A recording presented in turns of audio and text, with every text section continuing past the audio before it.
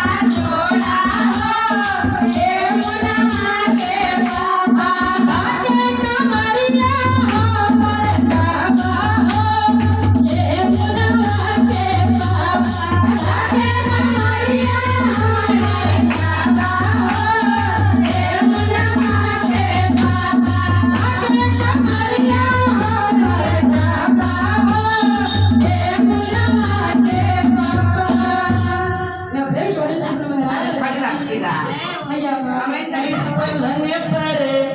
अब न चढ़ूंगी मोरे अरे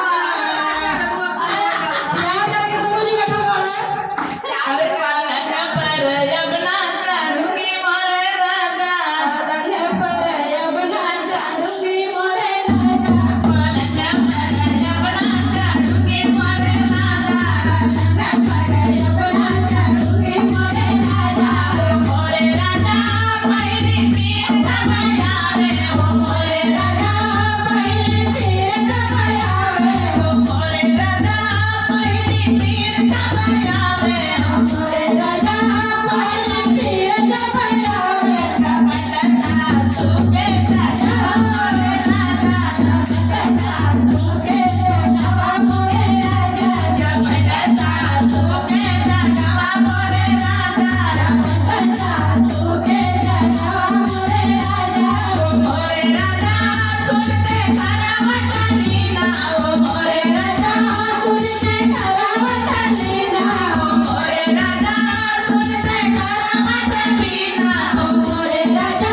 सुनते खरावट लीना मड़ी मेरे रामी देखा मोरे राजा बड़ा मेरा रामी देखा मोरे राजा बड़ी मेरे रामी देखा मोरे राजा बड़ा मेरा रामी देखा मोरे राजा पलंग पर अपना चढ़ूंगी मोरे राजा पलंग पर अपना चढ़ूंगी मोरे राजा ओ मोरे राजा दूसरी पीर समायावे ओ मोरे राजा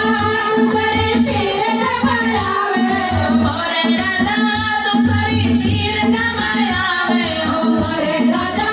दूसरी पीर समायावे रमण कोटी नीने चढ़ावा मोरे राजा रमण कोटी नीने चढ़ावा मोरे राजा रमण कोटी नीने चढ़ावा मोरे राजा रमण कोटी नीने चढ़ावा मोरे राजा ओ मोरे राजा सुनते खरावट लीना ओ मोरे राजा सुनते खरावट लीना ओ मोरे राजा सुनते खरावट लीना ओ मोरे राजा सुनते खरावट लीना मड़ी मेरे रामी देखा मोरे राजा मड़ी मेरे रामी देखा मोरे राजा मड़ी मेरे रामी देखा मोरे राजा मड़ी मेरे रामी देखा मोरे राजा महाराज की भैया भवानी की नीलम भगवान सच्चे भगवान की हमारा देवी तो हमारी लेकिन बाबा ना हुआ नहीं तो उनसे आग्रह करके निवेदन करते बजाय देवी को परेशान मत करिए यार जो बड़ा मतलब कूदत छटकल है